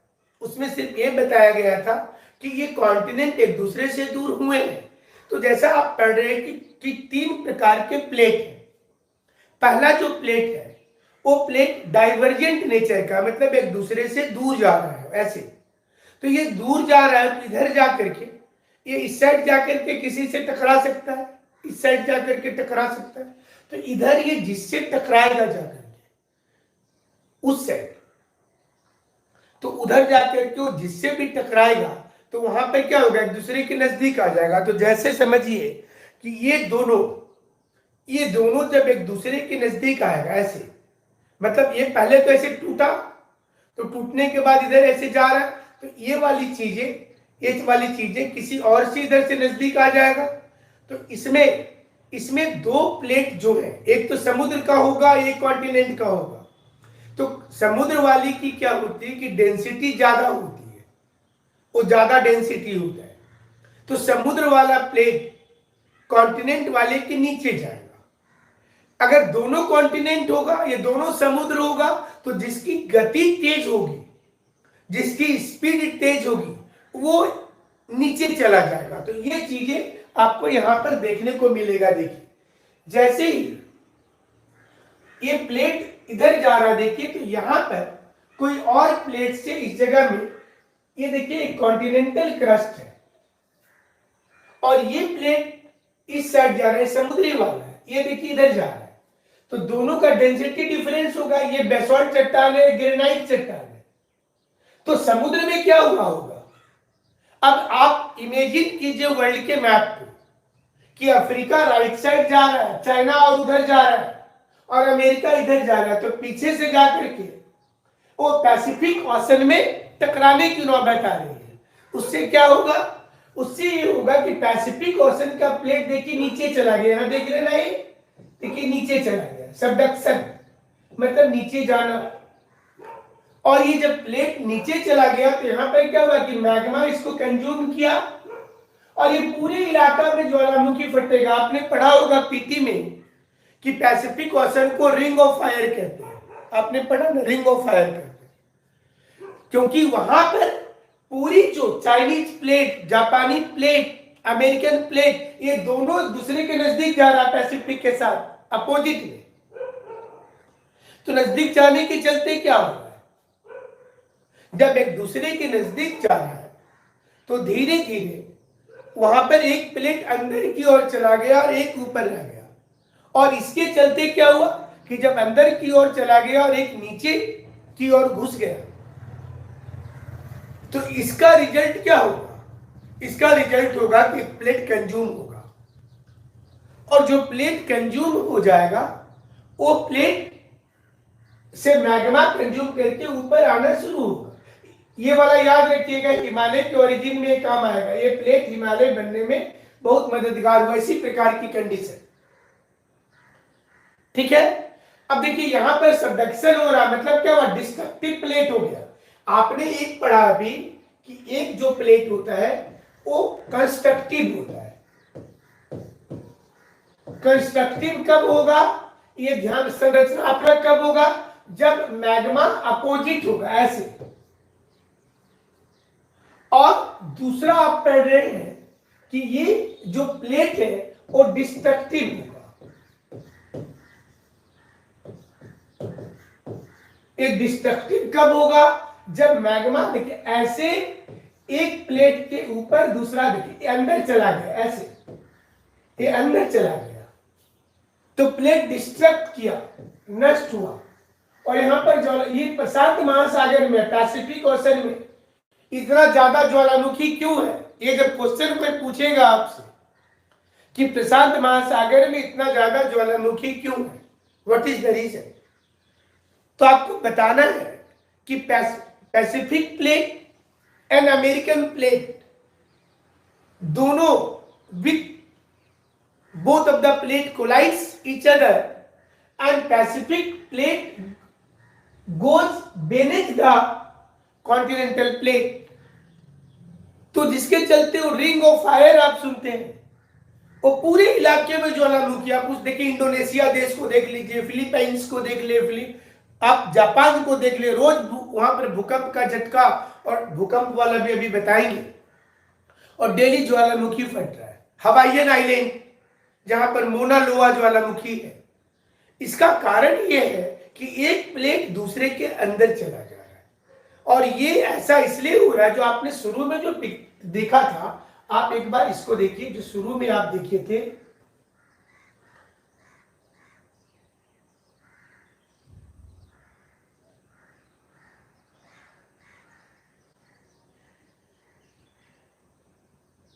इसको देखिए, ये वाले में इसमें क्या हुआ कि ये अफ्रीका इधर जा रहा है, ऐसे अफ्रीका इधर जा रहा है, अमेरिका इधर जा रहा है, अमेरिका इधर जा रहा है, अफ्रीका इधर जा रहा है। ये बीचों बीच वाला जो पोर्शन देख रहे हैं ना, यहां पर ये वाला पोर्शन, ये यहां पर अटलांटिक महासागर बना है इस जगह पर। ये भी क्वेश्चन आता है मिड अटलांटिक रीज को व्याख्या करने के लिए, explain the formation of mid Atlantic ridge. इस जगह में मिड अटलांटिक रीज बना है। तो जब साउथ अमेरिका इधर जा रहा है, ये इधर जा रहा है, तो ये पीछे तरफ से जाकर के पैसिफिक ओशन में टकराने क्यों ना बैठे। मिलियंस ऑफ ईयर के बाद क्या होगा कि अफ्रीका और अमेरिका ये पीछे साइड से जाकर के उधर चला जाएगा, इंडिया भी उधर चला जाएगा, तो ये निश्चित रूप से चेंज कर जाएगा। ठीक है, चलिए आगे बढ़ते हैं जहां थे हम लोग।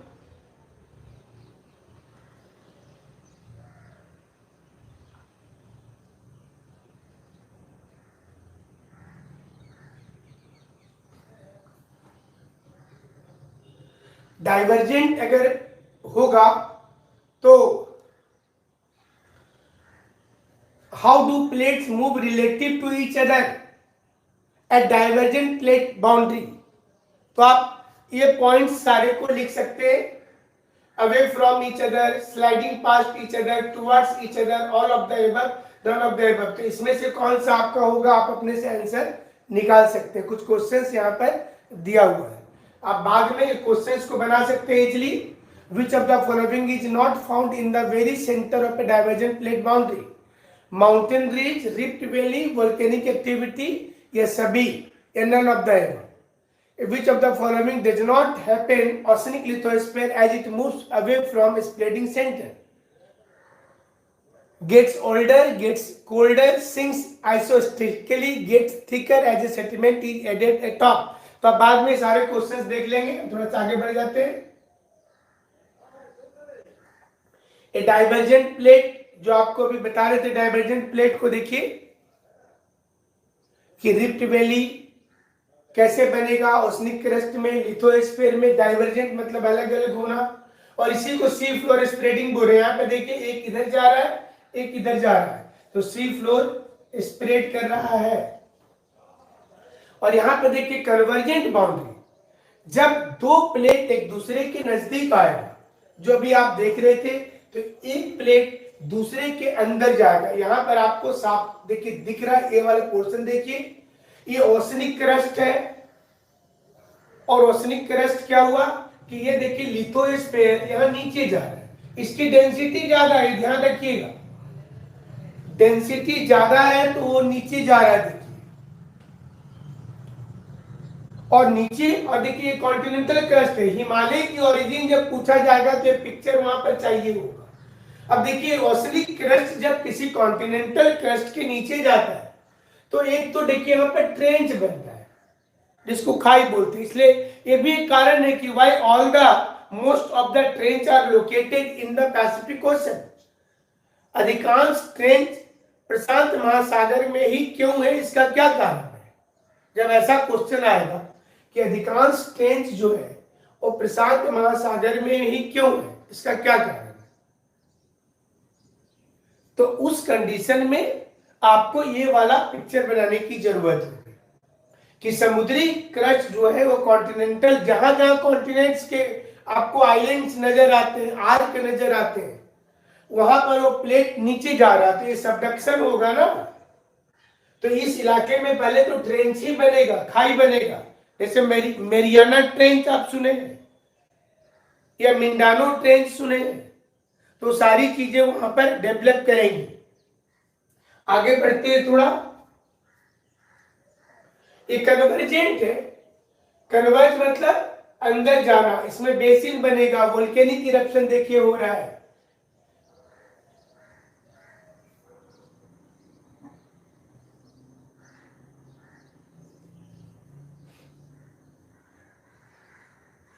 ये डायरेक्शन है पेंजिया का कि प्लेट टेक्टोनिक के चलते कौन किधर मूवमेंट किया शुरुआती समय में। पेंजिया में आप देखें तो पेंजिया में शुरू में साउथ अमेरिका और अफ्रीका उधर जा रहा था, साउथ अमेरिका भी इधर था, बाद में अपोजिट हो गया। और देखिए नॉर्थ अमेरिका ऊपर की ओर खुल रहा है। अगर आप आज के वर्ल्ड मैप में देखेंगे तो नॉर्थ अमेरिका ऊपर की ओर खुल रहा है। सेम पिक्चर है जैसा आपको पहले बता रहे थे। अभी एक continental oceanic convergent plate boundary, अगर एक कॉन्टिनेंट और एक समुद्र के बीच में जब टक्कर होगा उसके लिथोस्फीयर में, तो क्या कुछ हो सकता है। जो पिक्चर इसके पहले था उसी को और अच्छे तरीके से है।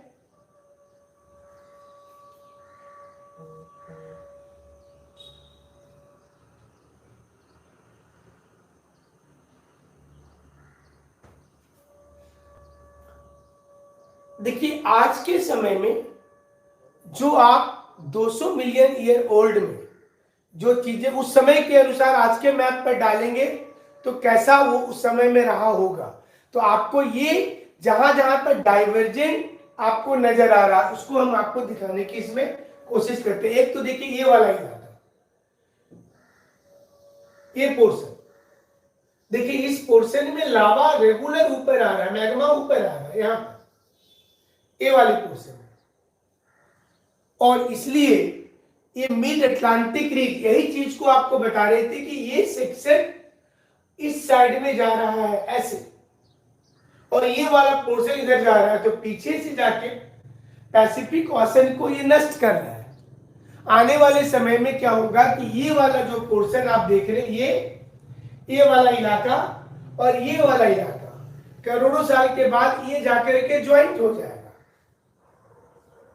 करोड़ों साल के बाद क्या होगा कि ये पैसिफिक ओशन खत्म हो जाएगा और यहां पर सिंगल एकमात्र ओशन बचेगा। कौन बचेगा? वो बचेगा अटलांटिक ओशन, दूसरा ओशन और नहीं बचेगा। ठीक है,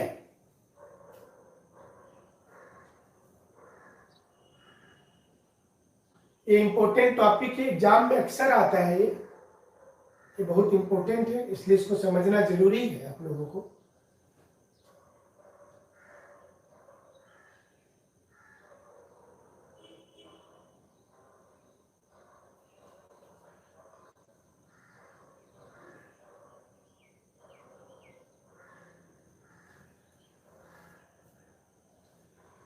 पृथ्वी के मूवमेंट के चलते हम कोशिश कर रहे हैं कि न्यूट्रल प्लेट आपको दिखाएं। ये देखिए, ये जो प्लेट है इसको याद रखिए, ये है अर्थक्वेक के लिए बहुत इंपॉर्टेंट। ये जो आपको प्लेट दिख रहा है, आप देखिए यहां पर एक प्लेट है, ये वाला प्लेट 1 और ये प्लेट 2। यहां पर क्या होता है कि देखिए यहां पर इस प्रकार से आप देखिए, ये प्लेट एक दूसरे से देखिए ऑलमोस्ट ये ज्वाइंट है ऐसे। ये दोनों ज्वाइंट है। तो ज्वाइंट के चलते में होता क्या है कि ये ना तो नष्ट हो रहा है और ना ही गेन कर रहा है। मैंने इस प्रकार से सोचे, ऐसे इसकी मूवमेंट ऐसे हो रही है, इसकी मूवमेंट इधर हो रही है। तो यहां पर इस जगह में दोनों के बीच में कॉमन बाउंड्री है यहां। तो अगर थोड़ा सा भी मूवमेंट होता है, ये अगर थोड़ा सा भी मूवमेंट होता है तो ये डिस्टर्ब होगा, ये भी डिस्टर्ब होगा। अब सोचिए कि 3 प्लेट ऐसा होगा जैसे जापान में है, इस प्रकार से ये 3 अलग अलग अगर प्लेट होगा तो एक भी मूवमेंट करेगा तो तीनों डिस्टर्ब होगा। और जब तीनों डिस्टर्ब होगा तो वहां पर अर्थक्वेक जनरेट हो जाएगा। विश्व में भूकंप आने का सबसे बड़ा कारण जो होता है वो होता है ट्रांसफॉर्म प्लेट बाउंड्री, जो न्यूट्रल प्लेट होता है। ये बिगेस्ट कॉज है अर्थक्वेक आने का पूरे वर्ल्ड में, कि ट्रांसफॉर्म प्लेट बाउंड्री। तो प्लेट 3 प्रकार का आपने पढ़ा, कंस्ट्रक्टिव, डिस्ट्रक्टिव और न्यूट्रल। न्यूट्रल को ट्रांसफॉर्म भी बोलते हैं। अमेरिका के पास जो जहां पर कैलिफोर्निया उसका राज्य है, उसके किनारे एक बड़ा सा ये वाला सेक्शन नजर आए, ये इस प्रकार से एक फॉल्ट है वहां, जिसके किनारे 2 प्लेट ज्वाइंट हो गए हैं। मतलब वो अलग भी नहीं हो रहे और एक दूसरे के अंदर भी नहीं जा रहे, वो दूसरे का स्लाइटली पास टू ईच अदर, एक दूसरे से ऐसे मूवमेंट कर रहे हैं। और जब ये मूवमेंट हो रहा है तो वहां पर उतना ज्यादा उस जगह में, थोड़ा सा इस पिक्चर को आपको देखना होगा हल्का सा, तो आप ज्यादा हमको लगता है कि क्लियर होगा। देखिए कैसे ये मूवमेंट जब होगा, देखिए ये प्लेट को आप देखें, देखिए ये अपोजिट मूवमेंट हो रहा है, देखिए यहाँ पे देखिए और यहाँ पर देखिए, लेकिन एक दूसरे से ज्वाइंट है। आप जो अलग अलग सेक्शन देख रहे हैं तो एक दूसरे से ज्वाइंट है। और ज्वाइंट होने के चलते क्या हो रहा है कि डाइवर्जेंट प्लेट बाउंड्री जिसमें सीफ्लोर स्प्रेडिंग हो रहा है। तो धीरे धीरे इसमें जैसे ही एक दूसरे से अलग होगा, जैसे एक दूसरे से अलग होगा तो वहां पर एक भूकंप का चांसेस हो जाएगा।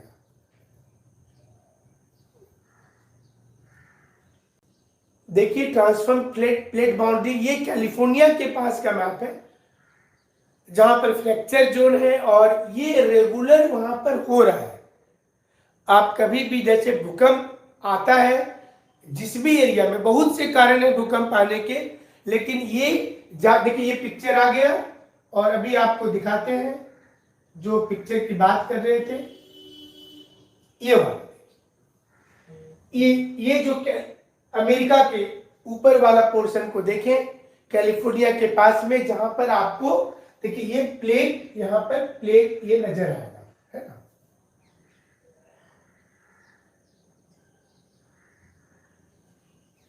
यहां पर देखिए ये वाला सेक्शन, देखिए कैसे ये प्लेट की, देखिए इस प्रकार से है।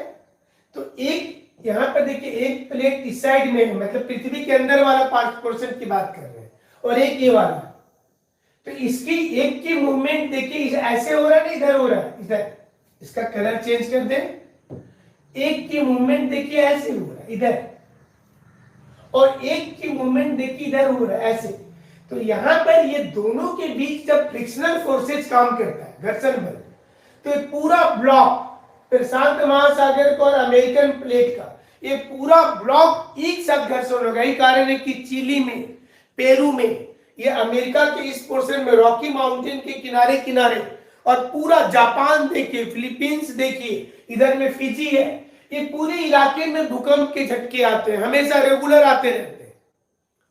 तो इसका मेन कारण होता है न्यूट्रल प्लेट। न्यूट्रल प्लेट का मतलब हो गया कि इसमें नाइदर गेन और नॉर लॉस, मतलब दोनों चीज नहीं हो रहा है। तो ये आगे बढ़ जाते हैं थोड़ा, ये जो मैप आप देख पा रहे ट्रांसफॉर्म प्लेट बाउंड्री का, फ्रैक्चर जोन जो है जहां पर पुराना और नया चट्टान भी है और एक दूसरे से घर्षण बल पर है। फिर कुछ क्वेश्चंस आ गए, आप क्वेश्चंस भी देखें, आंसर करने की भी कोशिश करेंगे जल्दी से। प्लेट टेक्टोनिक का जब नेक्स्ट आपको बताया जाएगा, एक आपको हम और मैप दिखाते हैं जिसमें आप और क्लियर हो पाइएगा। प्लेट टेक्टोनिक हुआ कैसे ये समझ पाएंगे।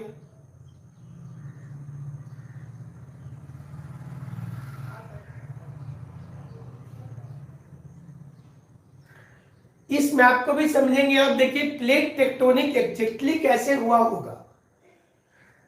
कोशिश किए हैं कि आप समझ जाइए टॉपिक को। नोट्स तो आप लोगों को भेज ही दिए हैं ग्रुप में, जो हमारा विनय आईएएस एकेडमी का टेलीग्राम है। देखिए ये आज से 250 मिलियन ईयर पहले क्या हुआ होगा, कैसे हुआ होगा, तो आप इसको समझ सकते हैं। कई बात है कि नीचे वाला पोर्शन जो दिख रहा है इंडोनेशिया नजर आ रहा है,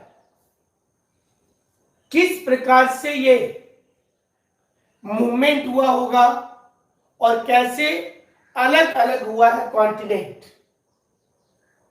जो आप प्लेट टेक्टोनिक चैप्टर पढ़ रहे हैं, कुछ मेजर प्लेट होते हैं, कुछ माइनर प्लेट होते हैं। कुछ प्लेट सिर्फ समुद्र के ऊपर है,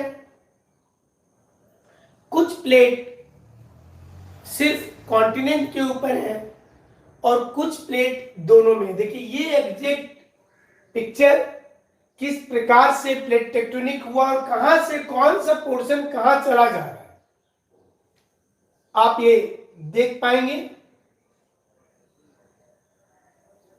कि कौन सा पोर्शन। देखिए मूवमेंट करते हुए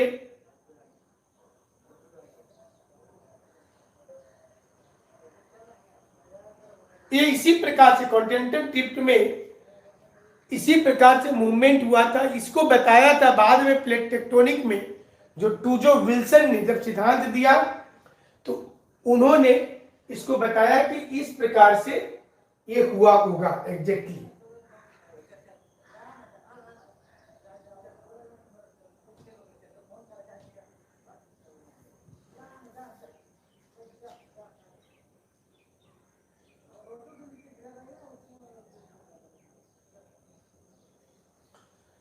तो चलिए अभी आपको थोड़ा सा और समझा देते हैं।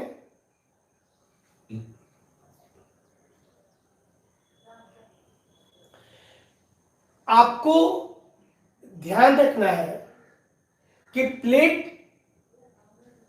प्लेट टेक्टोनिक में क्या क्या चीज लिखनी है और कैसे समझना है।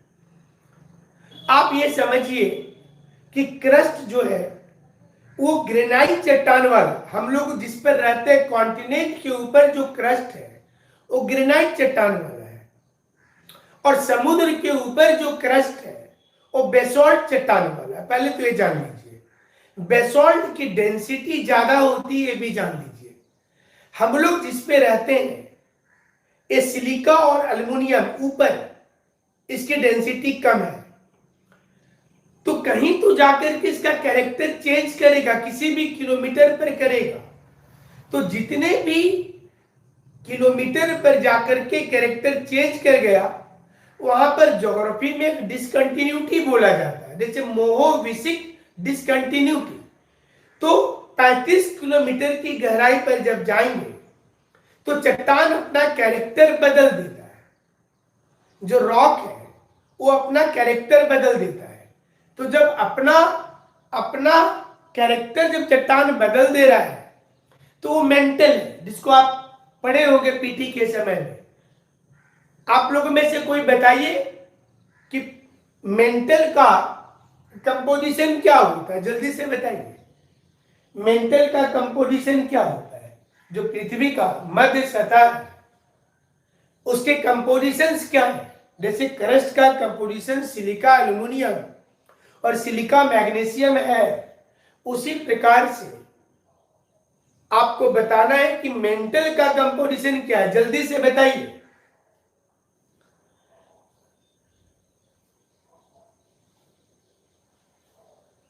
कौन सबसे जल्दी बताएंगे? जो तभी से रिजल्ट लिख रहे तो बताइए जल्दी, बहुत ज्यादा उनको जल्दी था, जल्दी बताइए। मेंटल का क्या है कंपोजिशन? कोर का तो आप जानते होंगे, नहीं जानते हो तो जान लीजिए, निकेल और फेरस होता है कोर का। 2900 किलोमीटर के गहराई पर भी एक डिसकंटिन्यूटी होती है जिसको गटेनबर्ग बोलते हैं। पृथ्वी के अंदर कई डिसकंटिन्यूटी है। किसी ने लिखा सीमा गलत हो गया, सिलिका और मैग्नीशियम गलत हो गया।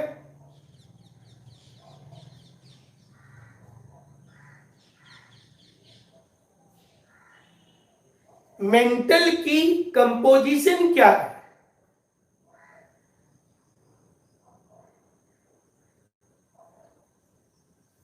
निकेल तो उसमें होता है नीचे।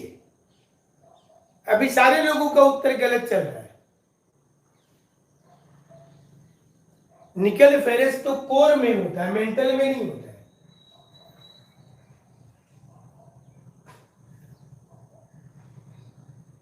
मेंटल की कंपोजिशन होती है ओलिविन एंड पायरोक्सिन। मेंटल की कंपोजिशन ओलिविन एंड पायरोक्सिन होती है। Olivine and pyroxene.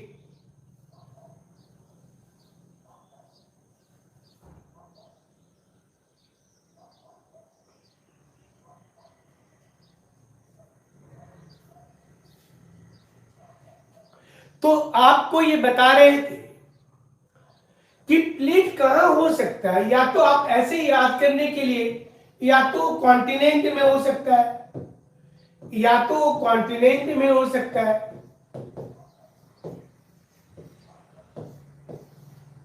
या वो समुद्र में हो सकता है, या वो दोनों में हो सकता है मिलाकर। और ये कांस्टेंट नहीं रहेगा क्योंकि पृथ्वी के अंदर जो मैग्मा है, चूंकि वो मूवमेंट कर रही है, तो ये भी मूवमेंट करेगा, ये भी ध्यान रखना है। ये कांस्टेंट नहीं रहेगा। तो इसकी नेचर या तो कंप्लीट सॉलिड है, या कंप्लीट समुद्र के नीचे सेमी लिक्विड होगा, या दोनों का मिक्स होगा। जैसे जिस वक्त में गोंडवाना लैंड था तो उसमें दोनों था। गोंडवाना लैंड का आगे के पोर्शन में बेसॉल्ट थे, पीछे में ग्रेनाइट थे। तो आगे समुद्री नेचर का वो प्लेट था और पीछे साइड में वो कॉन्टिनेंटल नेचर का था। और जब हिमालय की ओरिजिन पढ़िएगा, जो मेंस में आता है कि origin of Himalaya on the basis of plate tectonic, तो वो आपको वो डायग्राम जरूरी हो जाएगा जो आपको अभी बोला गया था, है ना, वो इंपॉर्टेंट है।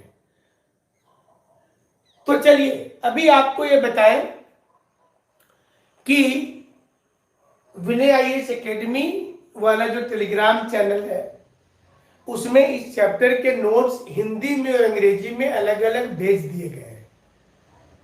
फ्लो चार्ट भी भेज दिया गया है। ये टॉपिक को सिर्फ हमने समझा दिया। और अगर आप जो चयनित लोग हैं, जो सिलेक्शन वाले लोग हैं, उनकी क्लासेज ऑफलाइन में करना चाहेंगे, तब आप जमशेदपुर में करना होगा। वो क्लास रांची में नहीं चल रही है, वो जमशेदपुर में ही चल रहा है। जो लोग इस एरिया में ज्वाइन किए हैं वो आपको बता दे रहे हैं कि कैसे करना है, कौन कौन से इंपॉर्टेंट टॉपिक्स होंगे और लिखना कैसे। जिन लोगों ने फर्स्ट या सेकेंड अटेम्प्ट में क्वालिफाई किया तो आप उसका लाभ लेंगे। तो थोड़ा सा कष्ट होगा, आपको जमशेदपुर आना होगा, और नहीं तो घर में बैठे बैठे इस जो आपको बता रहे उससे आप लाभ उठाते जाइए। जिनको दिक्कत होगा वो उससे लाभ उठाते जाइए।